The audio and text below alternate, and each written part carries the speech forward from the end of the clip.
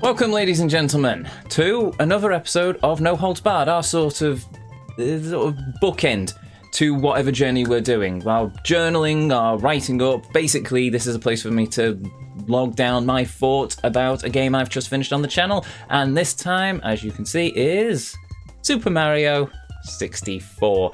I played, as a preface to this, I first played this, my first experience with this game was actually the DS remake back in the day. It was the first DS game I ever got. I completed it 100% back then, and yeah, I never played the original. So, with some time before Cyberpunk, at the time when we started, Cyberpunk was due out in November. It's been moved back to December at time of recording. So yeah, we started this because I thought I could get it out of the way, and evidently we have.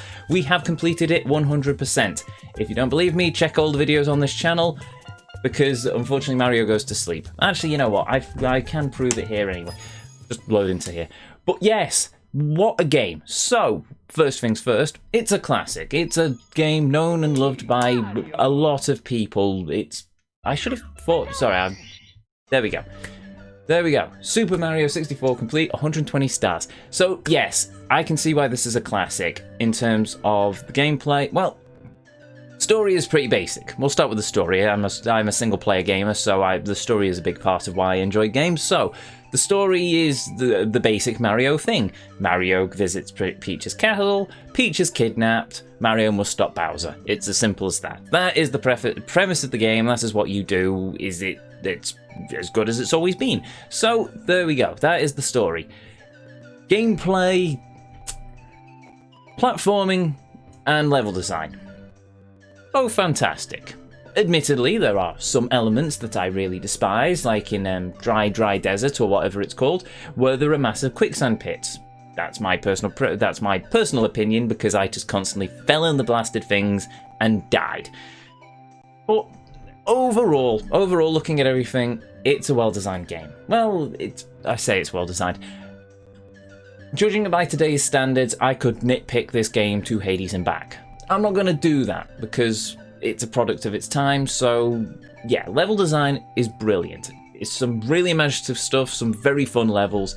Tick-Tock Clock and Tall Mountain being two worlds that suddenly spring to mind. And of course, Bob-omb Battlefield. I have a soft spot, and I always will, for Bob-omb Battlefield. I just love the little Bob-ombs. They're absolutely adorable and they're amazing, and you've got the bomb buddies with a cannon, and I'm starting to gush. So, yes. However, controls are... I know I said I wasn't going to judge this by today's standards, but at the same time, the camera, I think everyone knows, or anyone who's ever played this game knows, the camera is a bit janky. I can see where they were going with it, and for one of the first games of its kind, it's understandable that it's going to have a few niggles here and there, and it needs to be straightened out. So yeah, that was the main thing I fought against throughout this entire game, was the camera. There are a few ways Mario moves as well. It took me a while to wrap my head around. In terms of controlling Mario, by the end of it, I managed to get him down pat. I could get a lot of the moves done, and there was plenty of platforming challenges that I was able to handle. The camera sometimes unstuck me, and sometimes, one of the things is Mario has a turning circle. I'm too used to games where Mario sort of snaps back and forth. Here, if you're not careful, then he will sort of do a loop, and sometimes I did find myself just running off a platform randomly without actually figuring out how or why or whatever. So yes, there's that. Music is, well, as you can hear in the background, it's a classic soundtrack. It's a beautiful soundtrack. I love this soundtrack, and I really wish it was reorchestrated, but that's that. On the point of reorchestration, if I could improve this game in any way, it would be this to be a full remaster. Not just a polished up port moved over onto the Nintendo Switch. We're playing this as part of the Super Mario 3D All-Stars collection. It's what they should have done with the opportunities. They should have taken the game, given it fresh graphics, fine-tuned the controls, reorchestrated it, made it something truly special, shining bright in honor of Mario's 35th anniversary. Here, it feels like Nintendo were lazy. That's the nuts and bolts of it. It feels like Nintendo basically just slapped it onto the cartridge and said, there you go, that's the classic game you love.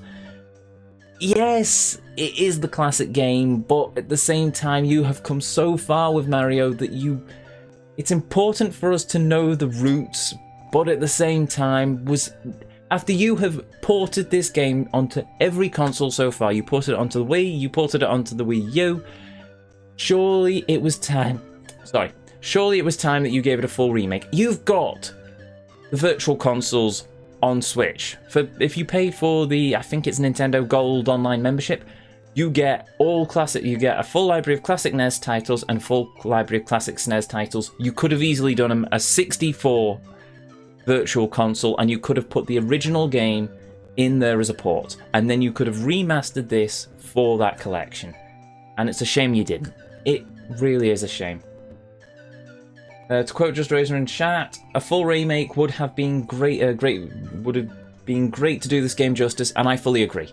This game deserves a full remake, not the DS style remake where they decided to crowbar Yoshi, Luigi, and Wario into it for no apparent reason. Though I fully admit I would like to see Luigi in this game. But anyway, that's by and by. Overall, I had a fun time. It was infuriating time, but there was plenty of challenge. It pushed my limits as a gamer, and I honestly sit here now at the end of it and think, yes, I have grown as a gamer. I've completed this game.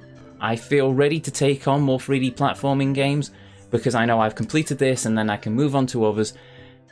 Oh yeah, it was a good time all around. If you've never played this game, give it a shot. If you can't find it on the virtual, you can find it on Virtual Console for a pittance, and you can also get it as part of the Mario 3D All-Stars, which I'd recommend because not only does it have Super Mario 64, it's got Mario Sunshine, a game I've played in part but never completed, and Super Mario Galaxy, which is another game I never completed, but it is a game I got quite far into and I remember it being amazing. Also, it's got Rosalina in it. What's to say about that? Anyway, so I think that's it, and I've rambled on long enough. Bottom line, give this game a shot if you haven't.